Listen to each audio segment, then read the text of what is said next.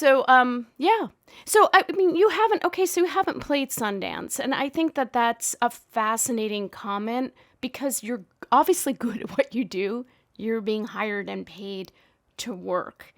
And I'm more mentioning it. I mean, we can certainly discuss it a little bit just as like a point to people watching that I know people who are not filmmakers who are in my life, just good people, but they're like, yeah, but you got to play Sundance to be a real filmmaker, or that mean, and it's like, not really, right? I mean, you're out there doing it. I used to work with an organization. I don't work with them quite so much now, called Young Arts, and I worked with them for 10 years. And they cultivate the next generation of young artists from 15 to 18 in many different disciplines. And of course, the one I was affiliated with was the film discipline. And all my kids, I think everybody's, if you're an indie filmmaker in any way, shape, or form, you have this dream of going to Sundance. I'm not going to lie and say I didn't have that dream. I did, of course. But what I say to them now is you can't, in the grand scheme of things, of all the people that direct in the film industry, a very small percentage of them actually had their film screened at Sundance. So that's not the defining thing of whether you're going to be a successful filmmaker or your film or what's going to happen with your career. It's a great dream. If you get it, fantastic, good for you. And if you don't, it doesn't mean anything. It really, literally does not mean anything. And I'm speaking to them as much as I'm speaking to myself, because sometimes I still get heartbroken with like, why didn't I get, my film was like that, or why didn't, I can rail at this. It's interesting because that you're talking about this because I made the weirdest freaking movie during the pandemic. I sent the film to Slam Dance. So I got rejected, and everybody I knew was like, "You're gonna get into Slam Dance. This is a Slam Dance film." And I was destroyed. Even though I'm just like you, I know it doesn't mean anything, but it means something. Like somehow we're all programmed for it. And if you break it down and look at it, and this is not picking on any of these people, they're all very talented. I do want to be clear, but I know somebody who's been in Slam Dance 3 times. They only took, like, out of fictional films, I think like 8 US films. I might be exaggerating a little bit, but it's a really small number out of thousands. And it's this little group. And at Sundance, they pull a lot of people from their labs. I'm not saying everyone. There are obviously big films that go, that are just their own echelon. And then they have these, smaller films, but they tend to come out of their path. And when you start breaking it down and looking at it, you realize, oh, right, I don't fit that corridor. That doesn't mean I can't ever get in, but it's going to be a really hard ride. That's why I'm so intrigued by your journey, because it just kind of proves it out that there isn't just that one way that you're told. That was a very long ramble to say that there isn't just that path. No, for sure. I mean, my path is like straight. Then I went around in a circle a couple of times, and then I went left. I mean, in hindsight, I probably can see a rhyme or reason to my path. But when I was in it, I was just doing, to some degree, I was throwing shit against the wall and seeing what stuck. And actually, truthfully, when you asked me about the directing thing, part of the reason that I feel whatever success I'm having in this moment, or whatever, I hate to call it success, momentum that I have in this moment about directing was, because I like to take a class, like I want to learn how to do something, so I take a class. I couldn't crack the code of how do you become a director? How do you do that? There is no one way. And so for a long time, I was even afraid to admit that I wanted to do it because I didn't know how. And now one of the things that I do tell my kids is like, just put what you want out there. You have to speak it into existence to a certain degree. Just say, this is what I want. And things start to happen once you can acknowledge the thing that you want. And it may not look the way you want it to immediately, but you really got to articulate, or at least for yourself, acknowledge, this is what I want to do. The not getting to Sundance used to be incredibly debilitating. Is that the right word I want? It would take my ego would take a huge hit. Once I started doing young arts, Sundance stopped being so hard to me because kids apply to young arts. And so I was now on the other side of the table. And I knew how hard we could only bring maybe 10 kids. We might have 200 or 300 applications. And I knew the way that we went through the work. And I was like, okay, this same kind of thing that we're doing is happening at Sundance. It's not personal. it's not personal to me, but it also has everything to do with that particular group of people that are in the room. If I make a film that is exactly like one that they've already accepted, they're not going to pick mine. Or if somebody happens to like certain things, it's all very subjective. No matter Yeah. how objective we want to think it is, it's just not. It's not. And sometimes they have a theme, like, Yes. you want films about abortion, or they want two films about abortion, but then two films about, pro-life. Yeah. I don't know, like they're doing some kind of mix up, right? Yeah, and you don't know that. You on the outside have no idea. You don't know, and you can't really try to guess that, because then you're not making your own work. Right. You just have to make what you make, right?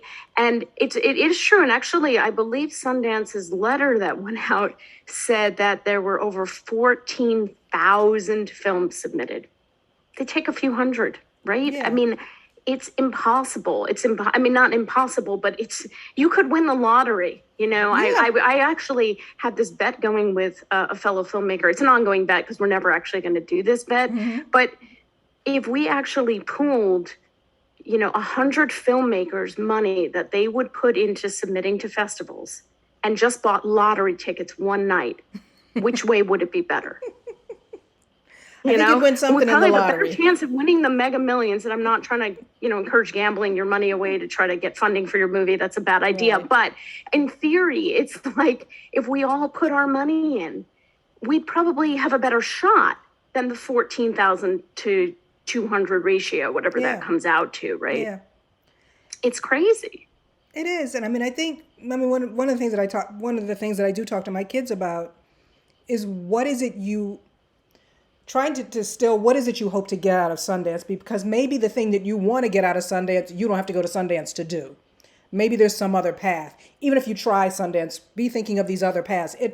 But there's been so many of these, and they're not so many. There have been many breakouts that have launched people's career. I mean, Sundance certainly launched Ava's career, but those are kind of needle in a haystack type things. There's far more people that went to Sundance that made a nice film, it got screened, and we may or may not have ever heard of them again. I mean, it's a fantastic goal. I would never dissuade anyone from applying, but you can't put all your eggs in that basket. That's all I would say. And I think a lot of people, and even me back 20 years when I did my first feature, I was like, oh, I'm going to go to Sundance. They're going to take it and it's going to change my life. Well, and when it doesn't, then what do you do?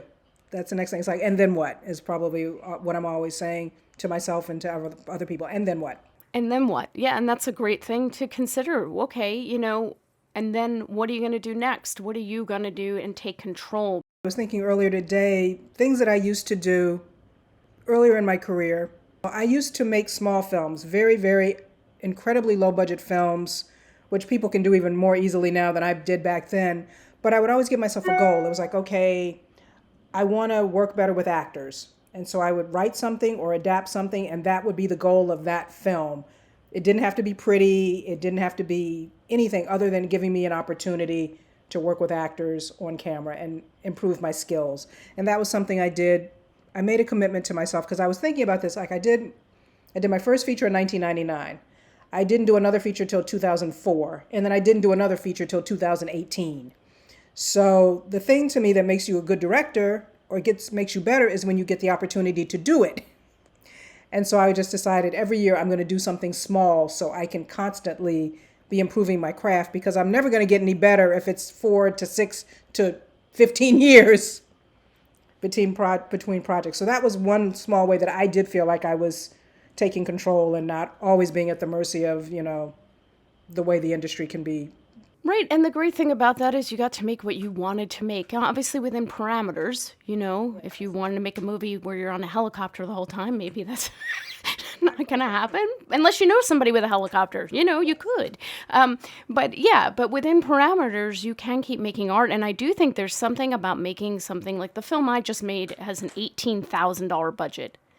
Okay, it's a feature film. It's all in post because that's what I do, during the day. So I made something that I could have complete control over in a crazy wonky way, and it makes me a better editor and a better filmmaker.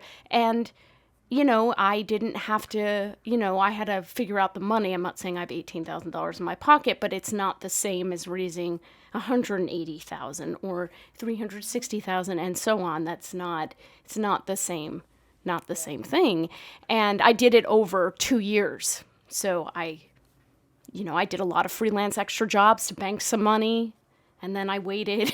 I did some more and, did it over time. I think we should all wear T-shirts that say, "And still she persists." All female filmmakers in particular should wear those T-shirts because that's what it is. That's the same thing. I mean, that's what I did with my first short film. I applied for grants. I got no grants. I don't write the kind of material that is generally given grants. And so I was just starting out as a script supervisor. I just gotten into the union. So you get 2 checks at the end of the day. You get your overtime and you get your straight time. I lived off my straight time and I banked every overtime check for like a year and raised money. And that's how I shot my first short because it was like nobody was going to help me. So I've been independent because I had to be. Because I just didn't create the kind of work that was mainstream enough that people would just automatically jump on board. But it probably gave me a certain level of definitely control and fire, I guess, the idea that I know I can get shit done. I know that. I know I can get shit done. Right. It does build a lot of confidence. I mean, I have a first feature that became a feature after I made my second feature. I know that sounds really weird, but I recut it. But my first real feature, right, I saved up money over 4 years of writing the script. And then I only had half the money. I charged half, which I don't recommend, but I did. But I did have a plan that I was going to just work and edit and not have a life for a year so I could pay back the debt. And I also was set up for tax rebate and everything like that. So I was okay because I had a financial plan to do it in. Again, not the best scenario, but I didn't want to wait any longer to do it. But the good thing about taking a while to make a film, there's negatives because you want to make your film.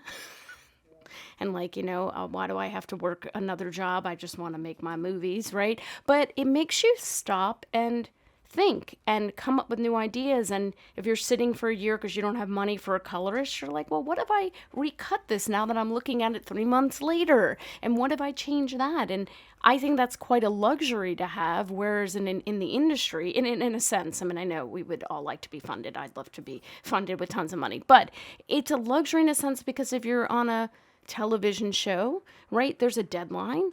If you're doing anything for the industry, they have their own deadlines. It's not up to you. Well, I want to step back for 3 months. It's like, you don't get to do that. I mean, maybe if you're Wong Kar-wai in Hong Kong, you can do that. But most people, that's not a luxury you have.